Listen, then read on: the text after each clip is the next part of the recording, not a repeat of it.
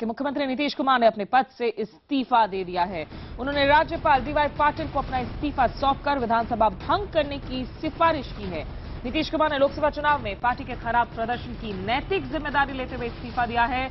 आम चुनाव में जेडीयू ने बिहार की 40 में से सिर्फ 2 सीटें जीती हैं। नीतीश कुमार अब से कुछ देर में प्रेस कॉन्फ्रेंस भी करने जा रहे हैं, जिस पर रहेगी हमारी नजर। आपको बता दें कि जहां तक बिहार की विधानसभा का सवाल है, उसमें कुल 243 सीटें हैं। बहुमत के लिए जो आंकड़ा चाहिए वो है 122 सीटों का। वर्तमान में जेडीयू के पास अपना बहुमत नहीं है। जेडीयू के पास 115 विधायक हैं और उसे कांग्रेस के 4 विधायकों और 4 निर्दलीय विधायकों का समर्थन हासिल है।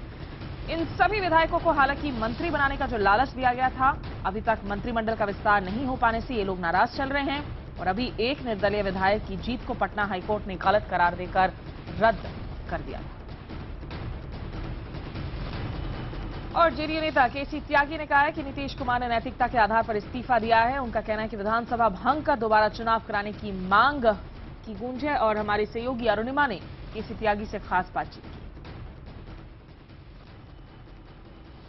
Shocking development coming from Bihar, where the chief minister has resigned. We are joined by JDU's KC Tyagi. So, what really happened? कैसे ये अचानक से ये ऐसा फैसला? नहीं, ये एक्सपेक्टेड था और जिन हाई मॉरल वैल्यूज को लेकर के हम जयप्रकाश जी के आंदोलन में आए थे, उसमें एक ये भी था और हमें लगता है कि जनता ने हमारे पक्ष में फैसला नहीं दिया। तो मॉरल ग्राउंड पर हम चाहते हैं कि नया मैंडेट सीक करें। इसी तरह की परिस्थितियां 1984 में कर्नाटक में भी हुई थी।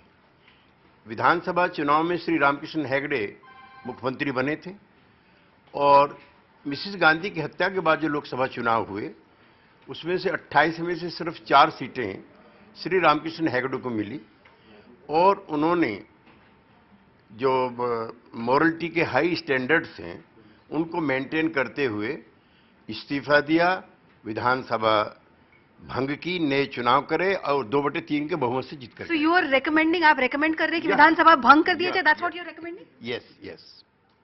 Okay. So what was the deliberation in the party since the time the results came out? If you can just share with us, because two of your बिल्कुल कुछ नहीं है, सिर्फ प्योर। इस समय से कई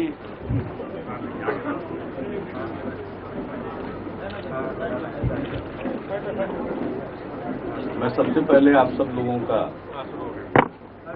स्वागत करता हूं।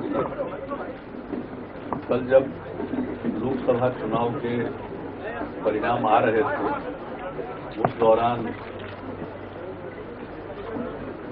मीडिया के कई मित्रों ने संपर्क किया था और ये जानना चाहा था कि मुझे कोई प्रतिक्रिया व्यक्त करनी है या नहीं। तो मैंने कल एक वाक्य की अपनी टिप्पणी की थी कि मैं जनादेश का सम्मान करता हूं और ये हमने बताया था कि कल बातचीत करेंगे। तो आज आप सब यहाँ पर पधारे हैं, आप सबका स्वागत है। बिहार में अपनी पार्टी के चुनाव अभियान का मैं नेतृत्व कर रहा था और जो चुनाव परिणाम आए हैं उसकी जिम्मेवारी मैं लेता हूं और मुझे लेना भी चाहिए। और उसी के मद्देनजर जिस तरह के चुनाव परिणाम आए हैं और चुनाव के दौरान हमने सारी मर्यादाओं का पालन करते हुए, जबकि एक बात कहना अप्रासंगिक नहीं होगा कि पूरा का पूरा चुनाव अभियान इस प्रकार का था जिसमें मुद्दों पर चर्चा कम थी, नीतियों पर बात कम हो रही थी, आरोप प्रत्यारोप का दौर ज्यादा चल रहा था, व्यक्तिगत टिप्पणियां की जा रही थी। शायद इस स्तर का चुनाव प्रचार मैंने अपने राजनीतिक जीवन में नहीं देखा। लेकिन इस दौर में भी, जबकि हम लोगों के ऊपर भी तीखी टिप्पणियां की गई थी, हमने मर्यादा का पालन करते हुए और चुनाव अभियान हमने मुद्दों पर केंद्रित किया था और जो कुछ भी काम हम लोगों ने किया है उसी के आधार पर हम लोगों के बीच गए थे समर्थन मांगने के लिए। वो अपेक्षित समर्थन हमें नहीं मिला,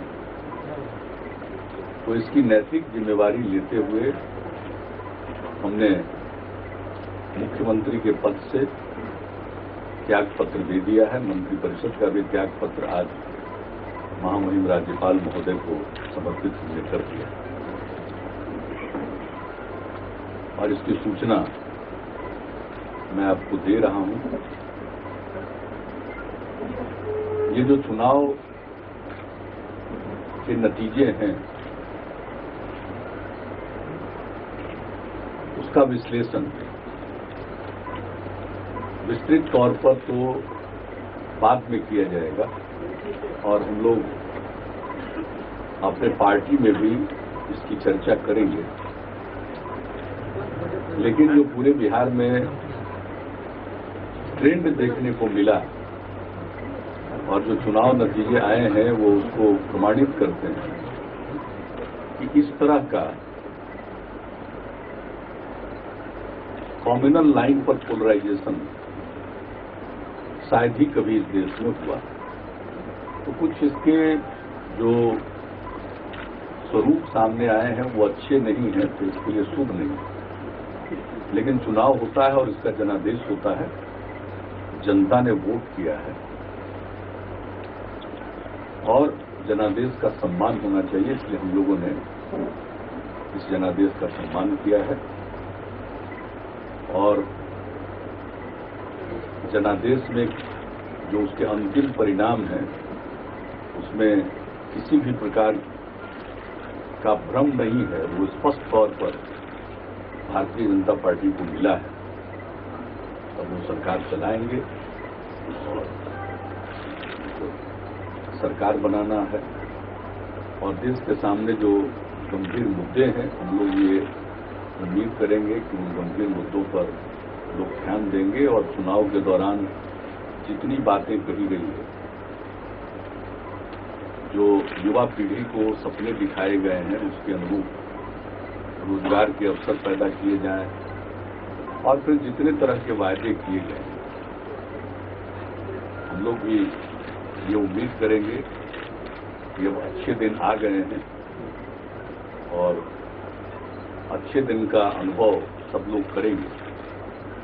तो हमारी पूरी शुभकामना है और एकदम से काम करें और हम लोगों को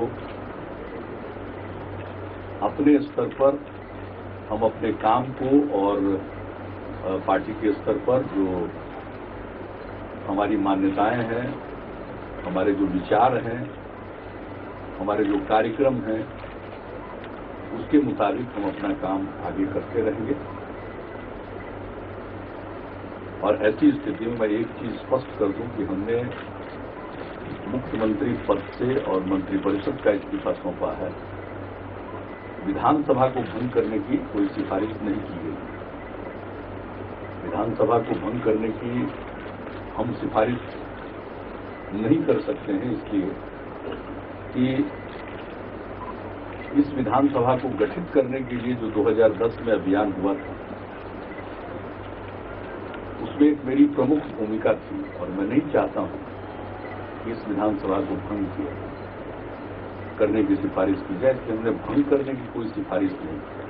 हमने अपना इस्तीफा सौंप दिया है और वैकल्पिक सरकार, कोई भी सरकार बनने का रास्ता खुला हुआ है और जो भी प्रक्रिया होती है विधानसभा में दलों की जो संख्या है उसके आधार पर जो भी प्रक्रिया होगी महामहिम राज्यपाल महोदय उसको देखेंगे और उनके अधिकार क्षेत्र का मामला है, सरकार का फॉर्मेशन और जो विभिन्न दल हैं मैंने त्याग पत्र दे दिया है और कल हमारे पार्टी के विधायक दल की बैठक भी 4 बजे बुला ली गई।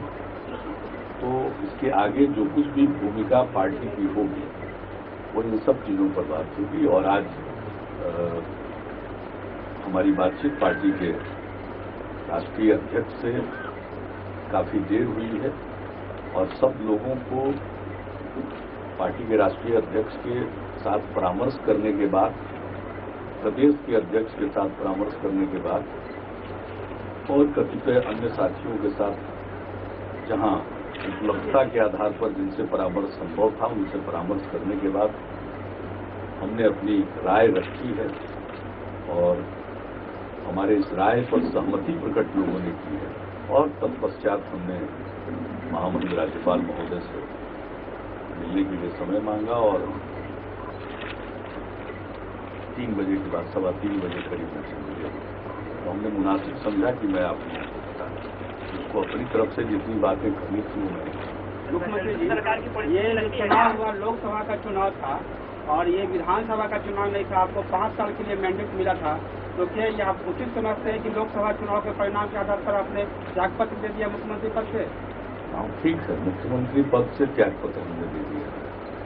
5 साल की विधानसभा है, इसलिए आपने ठीक कहा। उस विधानसभा को हमने कोई जिसको कहिए कि परेशान नहीं किया, उनको डिस्टर्ब नहीं किया। हमारे नाम पर चुनाव लड़ा गया था और 5 साल का मैंडेट था, ये बात ठीक है, लेकिन राजनीतिक परिवर्तन पिछले वर्ष हुए और उसी आधार पर हमने आगे सरकार का काम जारी रखा और विधानसभा में बहुमत एक बार तो विश्वास मत के दौरान और उसके बाद बार बार ये बात स्पष्ट हो गई। बहुमत का कोई संकट नहीं है, इसलिए सरकार चाहे तो रह सकती है, इसमें कोई कठिनाई नहीं। लेकिन व्यक्तिगत रूप से इसकी जो इस राजनीतिक जो नतीजे आए चुनाव के, जो राजनीतिक नतीजे हैं उसकी नैतिक जिम्मेवारी हमने ली लोकसभा की। तो क्या आप फिर से अगर नेता चुने जाते हैं जेडीयू के और आप क्लेम कर रहे हैं कि आपको बहुमत है, तो क्या फिर आप मुख्यमंत्री बन सकते हैं? बहुमत का दावा हमने अपने व्यक्ति के संदर्भ में नहीं किया। पार्टी हमने जो आज स्थिति थी, जनता दल यू जिसे सीपीआई का समर्थन था, इस सरकार को कांग्रेस पार्टी समर्थन दे रही थी, सरकार को कतिपय निर्दलीय विधायक समर्थन दे रहे थे निरंतर लगातार।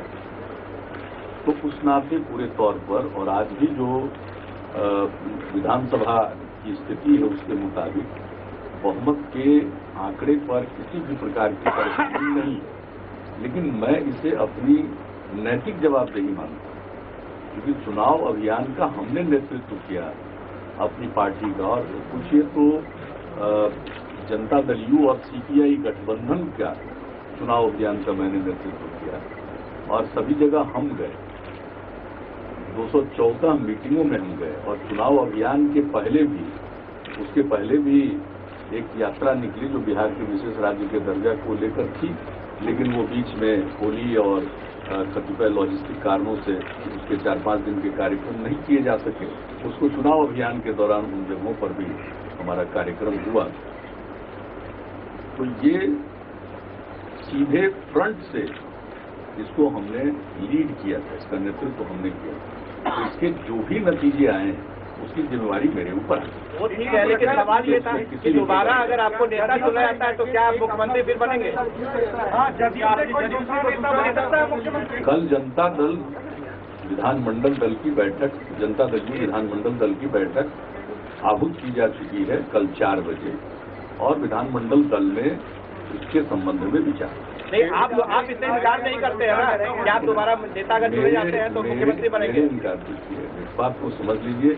मैंने जब त्याग पत्र दे दिया है तो त्याग पत्र दे दिया है, लेकिन उसके आगे जो आपने बात की 5 साल का 10 ईयर, तो अब जो विधायक दल की बैठक होगी वो विधायक दल अपना नेता चुनेगा। मैं आज की तारीख में इसकी नैतिक जिम्मेवारी लेकर मैं त्याग पत्र दे चुका हूं और त्याग पत्र का निर्णय कोई भावना के प्रवाह में लिया गया निर्णय नहीं है। यह निर्णय बिल्कुल राजनीतिक तौर पर जो परिणाम आए उसको देखते हुए उसकी नैतिक जवाबदेही लेकर की गई। तो इसके बाद यह प्रश्न मेरे ख्याल से पैदा नहीं होना चाहिए। पार्टी में आपका रोल क्या रहेगा? मेरा रोल रहेगा, पार्टी के हम सदस्य हैं और पार्टी के साथी हैं, जितना आज रोल है उससे ज्यादा ही कुछ रोल होगा। तो क्या आप रोल का मतलब कभी भी पद से नहीं होता। आप मुख्यमंत्री अब नहीं बनेंगे? आपको लगता है कि आपको फिर से कंटिन्यू करने के लिए बोला जाएगा तो क्या आप उसके लिए तैयार हैं? हमारे ख्याल से विधायक दल के सदस्य आप नहीं। अच्छा, क्या आपको लगता है कि बीजेपी के साथ मुख्यमंत्री जी ये बिल्कुल ही इसको कहिए अप्रासंगिक। मुख्यमंत्री जी जैसे कि मैंने तो त्याग पत्र दे दिया बीजेपी के साथ गठबंधन तोड़ और के ये आपने नैतिक गलती की। जिम्मेवारी स्वीकार करते हुए मैंने दे दिया है। मैं विधायक दल के काम को किसी भी प्रकार से उसको दुरूह नहीं बनाना चाहता हूं और विधायक दल के काम को किसी भी प्रकार से मैं उनको किसी प्रकार के पूर्वाग्रह से ग्रस्त नहीं करना चाहता हूं और उसको किसी तरह से मैं प्रभावित नहीं करना चाहता हूं। बीजेपी के साथ क्या गलती हुई आपकी? बीजेपी के साथ गठबंधन तोड़ना क्या गलती थी? बिल्कुल सही निर्णय था। अच्छा क्या आपने सवाल किया? यह निर्णय तो इतना जरूरी था और वह निर्णय कोई रणनीति के तहत लिया गया निर्णय नहीं था। वह निर्णय सिद्धांत के आधार पर लिया गया था और आपको अच्छी तरह याद है कि उस निर्णय को लेने के उपरांत स्पष्ट तौर पर हम लोगों ने कहा था और उस निर्णय की पृष्ठभूमि महीनों से तैयार हुई। इसलिए कोई अचानक लिया गया फैसला नहीं था और सोच समझकर और अपने सिद्धांत के आधार पर। मुझे अफसोस यह हो रहा है और इस चुनाव अभियान के दौरान भी हमने देखा कि अब तो कोई आइडियोलॉजिकल लाइन ले ही नहीं सकता। इस तरह की पॉलिटिक्स का एक दौर चलाया गया है आइडियोलॉजी न्यूट्रल, यानी कोई मतलब नहीं सिद्धांत का। हम लोगों की भावना है यहाँ पर एक रणनीति के तहत बगैर अपने आइडियोलॉजी से कॉम्प्रोमाइज किए हुए हम लोगों ने तालमेल किया था। केंद्र की सरकार में भी शामिल हुए थे, यहाँ भी सरकार चला रहे थे कॉमन मिनिमम प्रोग्राम। लेकिन जब वो स्टेज लगा कि अब इसको हम कायम नहीं रख सकते तो उसके बाद हमने रिश्ता तोड़ा था। ये तो आइडियोलॉजिकल इशू है, ये कोई वोट के हिसाब से नहीं। कई विश्लेषण होते हैं ये निर्णय इसलिए लिया गया, ये उनका आकलन हो सकता है, ये हम लोगों का निर्णय का आधार नहीं। देश का प्रधानमंत्री क्या कोई कमिटेड वोट है? को देख करके कि ऐसा वोट होगा उसके आधार पर ये निर्णय नहीं। इसलिए मुझे किसी से कोई शिकायत है ही नहीं और वो स्टैंड जो हम लोगों का बीजेपी से अलग होने का स्टैंड था वो एक सिद्धांत पर आधारित था, आइडियोलॉजिकल स्टैंड था और एक बार नहीं अनेक बार हमको ऐसा लगा कि हम लोगों ने निर्णय लिया वो विंडिकेट हुआ। इसलिए आज की तारीख में मैं बिल्कुल संतुष्ट हूँ। परिणामों के आधार पर हम अपने निर्णयों को नहीं आंकते हैं, हम निर्णय लेते हैं। परिणाम कभी अच्छे आएंगे कभी अच्छे नहीं आएंगे, तो किसी भी निर्णय से परिणाम अच्छे आ गए तो निर्णय अच्छा हो गया और सही हो गया ये हम नहीं आकलन करते। निर्णय तो एक आइडियोलॉजिकल पोजीशन का। हाँ, तकलीफ ये होती है कि अब कोई आइडियोलॉजी की बात करता है, आइडियोलॉजिकल पोजीशन लेता है तो एक तरह से उसका मजाक उड़ाया जाता है। कोई मजाक नहीं, हम लोग तो झेलते रहे विश्वासघात का आरोप और बार बार कहते इसमें विश्वासघात क्या है। विश्वासघात हुआ भी तो उनकी तरफ से हुआ, जो विवादित मुद्दे थे या जो बातें थी हमारे सेंटीमेंट को, हमारे स्टैंड को वो जानते थे। जब उन्होंने उसको इस पर इंसिस्ट करना शुरू किया तो हमारे लिए अलग होने के सिवा कोई दूसरा रास्ता नहीं था। अब अगर वो सफल हो गए तो इसका मतलब है कि वो सही थे और हम गलत हैं। ये निर्णय के आधार पर आप कह सकते हैं, लेकिन हमारे जो निर्णय का आधार था आइडियोलॉजिकल, उस आधार पर ये मायने ही नहीं रखता परिणाम क्या है। परिणाम जो भी आए हैं इसका नरेंद्र मोदी क्या कम्युनल है? नरेंद्र मोदी का कम्युनल है? व्यक्ति पर इतने दिनों से हमने कोई कमेंट नहीं किया है, लेकिन मेरी पूरी शुभकामना है। जनादेश मिला है, वो सरकार की कमान संभालेंगे और देश में जो इतनी विविधताएं हैं इसका सम्मान करते हुए लोग आगे बढ़े। किसी को मैंडेट मिला है उस पर कुछ भी कहना मुनासिब नहीं होता। सर क्या अपने बारे में इलेक्शन में तीन चार एक करके कहिएगा तो बात। सर इलेक्शन में आपने बिहारी अस्मिता की बात बताई। ये नहीं क्या बोलूं। नेतृत्व परिवर्तित कर क्या लगता है, नेतृत्व बदल के बिहार में पुनः जेडीयू को सरकार बनाना चाहिए?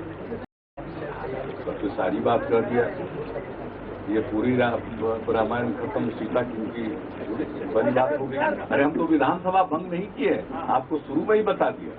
इस विधानसभा से सरकार बन सकती है, हमने उसका मार्ग नहीं अवरुद्ध किया है। और कल विधायक दल की भी बैठक है, क्यों नहीं बन सकती? ये भी हमको कहना पड़ेगा, तो स्पष्ट है। आपके नजरिए से कौन होना चाहिए पार्टी में नया मुख्यमंत्री? अब ये हम आपको कैसे बता दें? सर पूरे इलेक्शन में आपने बिहारी अस्मिता की बात की, विकास की बात की। ये दोनों मुद्दे जो आपके बिल्कुल दिल के करीब थे, ये दोनों मुद्दे मोदी लहर में कहीं कमजोर पड़ गए, आपको ऐसा लगता है? नहीं, मुझको कुछ नहीं लगता। मुझको यही लगता है कि हमने मर्यादित और नीति और सिद्धांतों पर आधारित कैंपेन किया, काम किया था, उसको समर्थन नहीं मिला। ये तो जनता का फैसला है ना। जनता के ऊपर कोई थोड़ी है लोकतंत्र। उन्होंने जो भी फैसला दिया वो सोच समझ करके दिया। हम लोगों ने तो अपनी बात रखने में कोई कमी नहीं की, हम लोगों ने अपनी बात कही। आपने पूरे चुनाव में मजदूरी मांगा, क्या आपको लगता है कि आपको मजदूरी नहीं मिली? जो पिछले 8 साल में जो पिछले तो हम बाहर जा रहे हैं, महीने में खटा लिया सर। तो आज की जो सबसे बड़ी सियासी खबर है उसको हम लगातार ट्रैक कर रहे हैं। बिहार के अब हालांकि मुख्यमंत्री पद से इस्तीफा दे चुके हैं नीतीश कुमार, और उनके काउंसिल ऑफ मिनिस्टर्स ने भी रिजाइन कर दिया है।